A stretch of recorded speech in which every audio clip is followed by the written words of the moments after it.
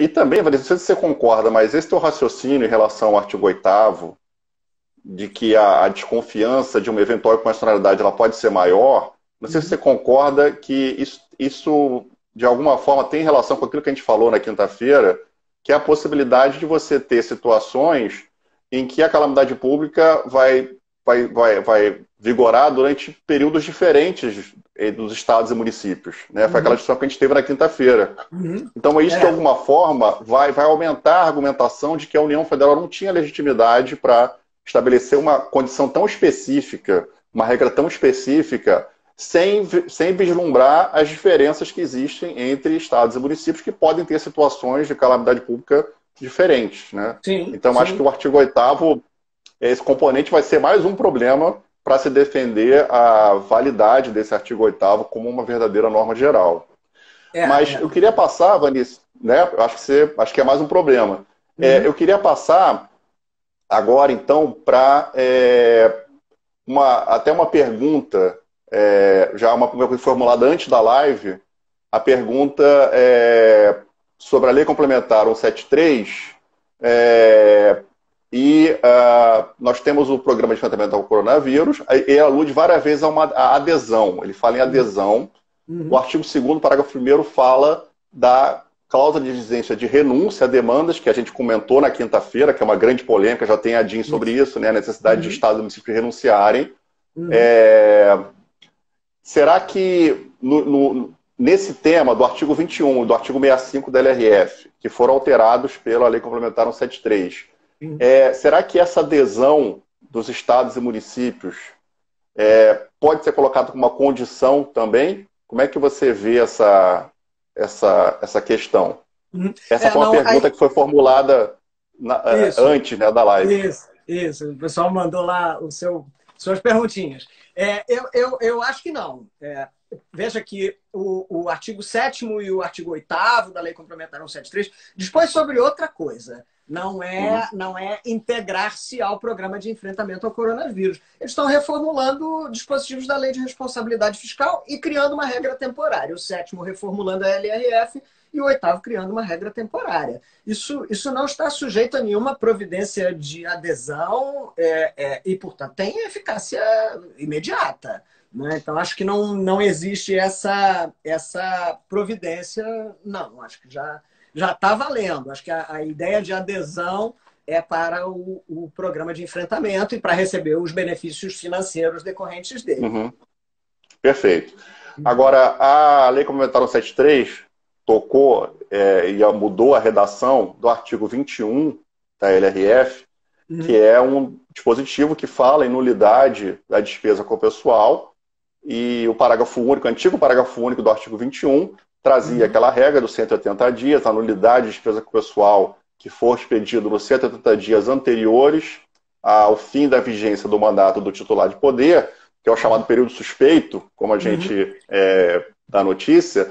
E aí o 21 foi totalmente reformulado, né? O parágrafo uhum. único sumiu, foram acrescentados outros parágrafos. Você poderia dar para a gente aí um panorama dessa mudança significativa no artigo 21 e como que ele impacta futuros regras de aumento de pessoal, até porque, como você já colocou, essa regra está no campo das modificações permanentes da Lei Complementar 173. Então, vão valer não só para agora, mas para o futuro. Uhum. Poderia dar um panorama para a gente aí?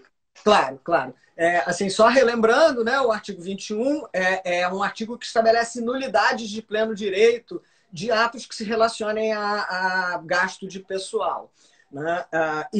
O primeiro inciso era os gastos que não observassem as regras do artigo 16 e 17, cuja aplicação agora está suspensa por força da própria Lei Complementar 173. Né? E aí o segundo inciso do 21 é o que alude ao período suspeito, que é um período no qual a gente está em vias de ingressar. Né? E aí, quer dizer, o que acontece? Qual era o espírito dessa regra do inciso 2 do artigo 21? O espírito era evitar que o gestor, o interessado no processo eleitoral, né, ou porque apoia alguém, né? O interessado no processo eleitoral usasse o incremento do gasto com o pessoal como medida para interferir no processo, né? Então, essa é uma cláusula comum. Na lei eleitoral, nós temos regras desse tipo. Olha, não pode admitir pessoal, não pode, enfim, não pode usar a gestão de pessoal, para o bem ou para o mal, como instrumento para interferir no processo eleitoral, né? Muito bem. Então, essa era a ideia. Aí a lei foi e originalmente disse, olha, não pode aumentar a despesa de pessoal nos 180 dias anteriores ao término de mandato, né? Aí começou a vir a criatividade, né? Não pode nos 180 dias, né? Então posso aprovar uma lei agora, né? Agora não, porque não estaríamos nos 180 dias, mas posso aprovar uma lei em agosto, dando um aumento para uma determinada categoria com eficácia financeira a partir de 1º de janeiro do ano subsequente, né? Nós tivemos isso não é um exemplo, como diria nosso colega Eduardo Gouveia, né? Isso não é uma hipótese de viveiro, ele gostava de usar essa expressão, né? Isso não é uma hipótese de viveiro, isso aconteceu aqui no estado do Rio de Janeiro, por exemplo, a época que eu assumi a Secretaria de Estado de Administração e Reestruturação, tinha uma meia dúzia de leis aprovadas no período suspeito, todas dizendo que tem eficácia a partir de 1º de janeiro do ano subsequente, então está bem, está bacana, não violou o artigo 21. Né? Enfim, aí começou o exercício de criatividade. Então, o que o artigo 7º pretendeu fazer neste tema? Só, vamos acabar com esse negócio da criatividade. E aí ele foi e explicitou as coisas que efetivamente o dispositivo pretendia impedir, né? Nem sei se precisava, porque isso era uma questão de lógica, né? A lógica era que o o gestor não poderia voluntariamente dar causa ao aumento de gasto com o pessoal para gerar um efeito benéfico para si ou seu candidato apoiado, ou um efeito maléfico para quem vem. Vou arrebentar o cara que, perdi a eleição, vou arrebentar quem vem, né? O objetivo, portanto, era coibir a ação voluntária destinada a comprometer o resultado eleitoral via gasto de pessoal. Aí o artigo 7º foi e explicitou outros comportamentos que estavam vedados. Disse, olha, você não pode gerar aumento de despesa de pessoal para o exercício subsequente, para o mandato subsequente, porque, né, não é esta a ideia, né? Também foi e explicitou, que talvez não precisasse explicitar, diz, olha, isso também vale para os outros poderes, né? O chefe do Poder Executivo não pode, mas também o chefe do Judiciário, também todos aqueles que têm autonomia financeira e iniciativa para estas coisas, né? Explicitou que isso também se aplica a quem está pretendendo a recondução, quem quer a reeleição. Olha, também não pode. Não pode dizer, não, eu vou ser reeleito, quem vai segurar a onda sou eu mesmo. Não, isso também não pode, né? Então, este foi a inovação principal do artigo 7º, clarificar situações que estavam compreendidas nessa vedação aí original do período suspeito. Mas aí tem um elemento, e também já estou aqui me referindo a uma pergunta que me veio antes da nossa live, né? Mas isso é um critério objetivo? É assim, 180 dias? Este é um critério objetivo. A lei adotou um parâmetro objetivo, como a lei eleitoral faz para uma série de coisas, né? E tem que ser isso mesmo, né? Não dá para ser diferente. Então, é um critério objetivo. Não pode a partir deste momento, 180 dias antes do término do mandato.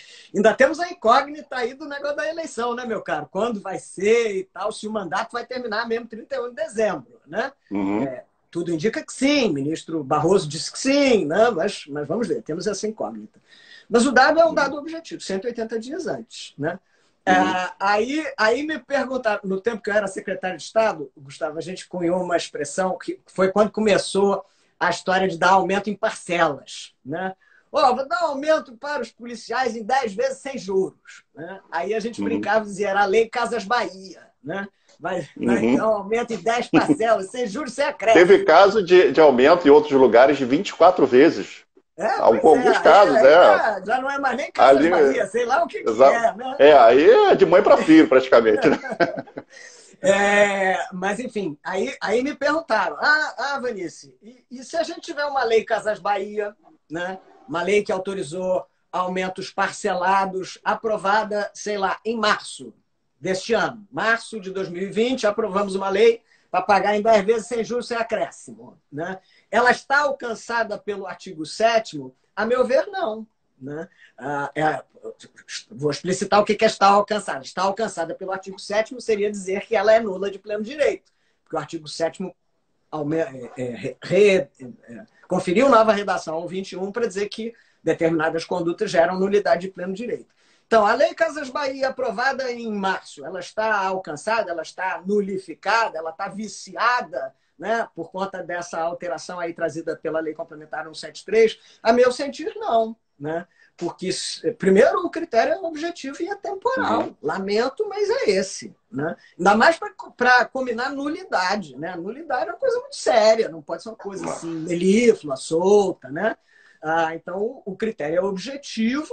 E se você for pensar na lógica da lei, que a lógica da lei era impedir a ação voluntária, etc., etc., quer dizer, esta conduta não estava vedada, não estava formalmente vedada. Então, você nem poderia dizer, o gestor, quando aprovou a Lei Casas Bahia em março, que ele...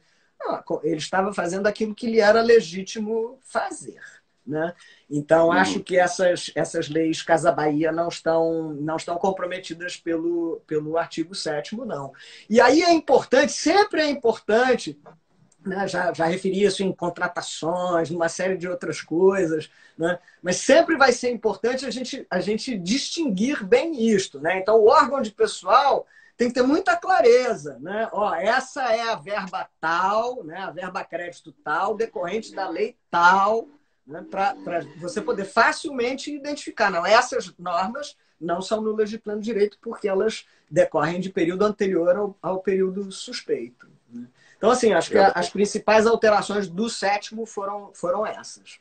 Perfeito. E lembrando que você falou, essas foram alterações permanentes que valem para a LRF daqui para frente. Quer dizer, não tem nada a ver, não tem relação direta com o período da pandemia. Praticamente aproveitaram, né, Vanessa? Aproveitaram uma lei complementar, porque a LRF, sendo lei complementar, tem que ter lei complementar para modificar, não é todo dia que você consegue aprovar uma lei complementar, a questão do código. E aí existem vários dispositivos da LRF que demandam aperfeiçoamento, e como esse dispositivo tratava diretamente da matéria de despesa com o pessoal, aproveitou-se para fazer essa alteração no 21. E existem outras, em exame no Congresso Nacional, outras mudanças para cômputo de despesa pessoal, que é sempre um tema muito polêmico. Né? Mas antes de passar a próxima pergunta, Vanessa, queria agradecer, porque estamos aí com 235 pessoas assistindo, realmente veja o tamanho do seu prestígio, Vanessa. É o tema, meu cara, é o tema, sou menos eu e mais o tema.